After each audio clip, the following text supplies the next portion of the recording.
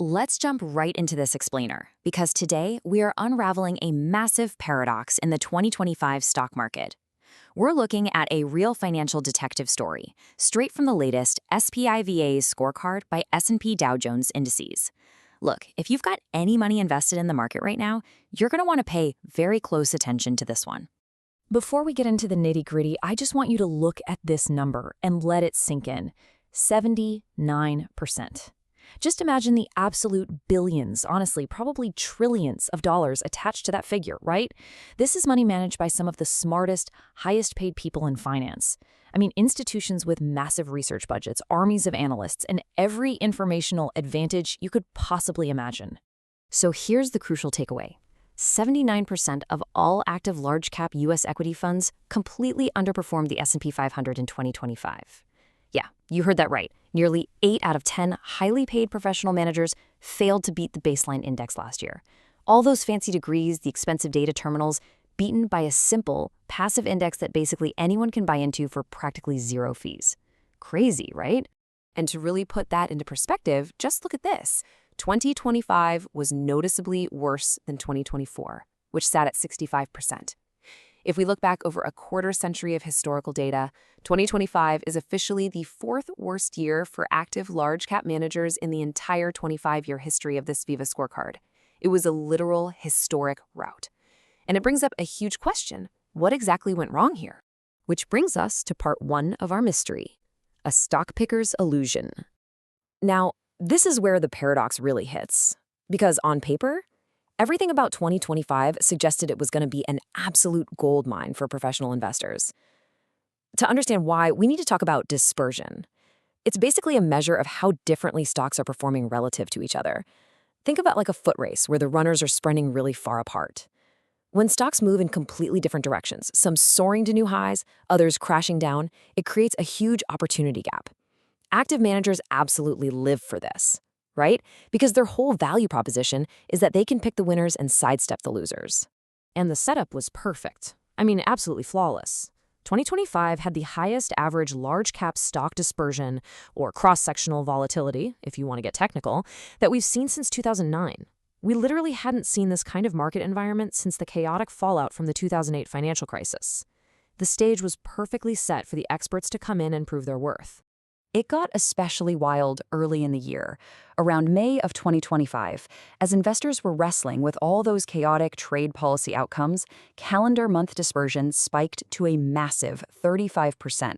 Winners were winning huge, and losers were tanking hard.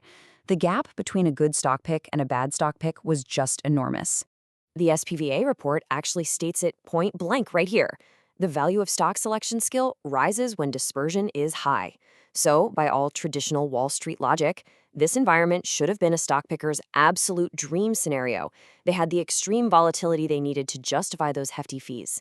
Yet, they suffered a historic bloodbath. They got exactly what they asked for, and it totally destroyed them. So, what happened? Let's move on to the mega-cap tech squeeze. We need to look at our prime suspect to understand exactly what went so terribly wrong for the professionals here. Okay, so if we compare the standard cap-weighted S&P 500 against the equal weight index, which basically acts as a stand-in for your average stock, a really glaring issue pops up. In a cap-weighted index, the biggest companies have all the gravity, right? And what we see is that the average equally weighted stock badly lagged behind those market giants for most of the year. When the average stock is losing to the overall index, your odds of picking a winning, diversified portfolio shrink drastically. You can track the clues beautifully in this data. Look at the quarter-to-quarter shift. Active managers actually had a brief little window in Q1 where they could win by picking energy stocks. Over 90% of those outperformed. But the market environment shifted incredibly fast. Come Q2, information tech roared back with a total vengeance, with 64% outperforming.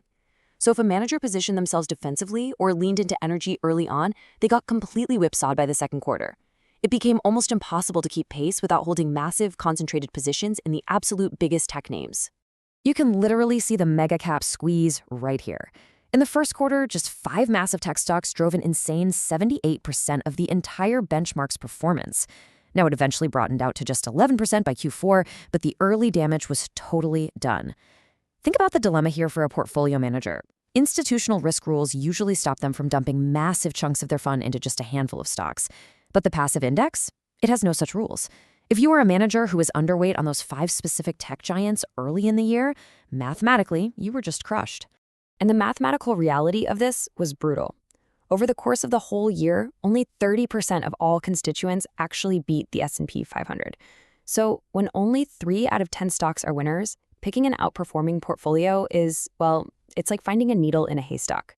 No matter how much dispersion or volatility you have, if the vast majority of individual stocks are losing to the heavyweights that are pulling the index up, stock picking just becomes a losing game.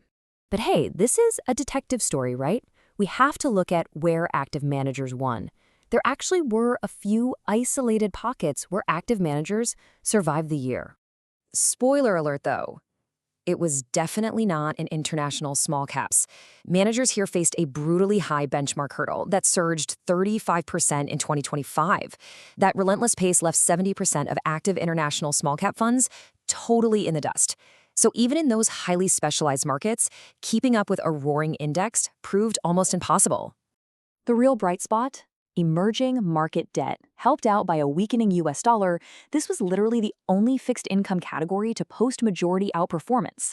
Almost 70% of these managers actually beat their benchmark. A rare victory. In this very specific, nuanced corner of the bond market, professionally navigating sovereign risks and currency fluctuations actually delivered real value. We also saw skill pay off in emerging market equities. Skillful country rotators capitalized on that massive regional dispersion we talked about. Check out this staggering 95% performance gap between outperforming South Korean equities and underperforming Indian equities. I mean, if a manager made the right geographic call and successfully pivoted between those massively divergent markets, they look like an absolute genius. Okay, to wrap up our investigation, we have to zoom out. We can't just look at the 2025 anomaly, we have to look at the historical compounding reality, the long-term verdict. Now, a really crucial detail about the SPVA scorecard is how it ensures accuracy. It totally eliminates something called survivorship bias. In the finance world, poorly performing funds usually just merge or liquidate quietly, effectively erasing their bad track records to make the industry look way better than it actually is. It's kind of like evaluating the safety of a car by only looking at the ones that never crashed, right? But this data, it counts the entire opportunity set, including the vast graveyard of failed funds. It gives us the completely unvarnished, brutal truth. And when you look at that unvarnished truth over a 20-year horizon, the failure rate becomes basically absolute. Look at this. Over 95% of all domestic funds fail to beat their benchmarks over 2 decades. 95%. That means over a long investing horizon, paying someone high fees to actively pick stocks for you is virtually guaranteed to result in underperformance compared to a basic, low-cost index fund. Which leaves us with the ultimate question to ponder for your own portfolio. If the highly paid professionals, backed by massive institutions and armies of analysts, are overwhelmingly failing to beat the index, even in a high dispersion year where the conditions were supposedly absolutely perfect for stock picking, who exactly is supposed to? Thank you for joining me for this explainer. Definitely keep these numbers in mind the next time you rethink your investment strategy.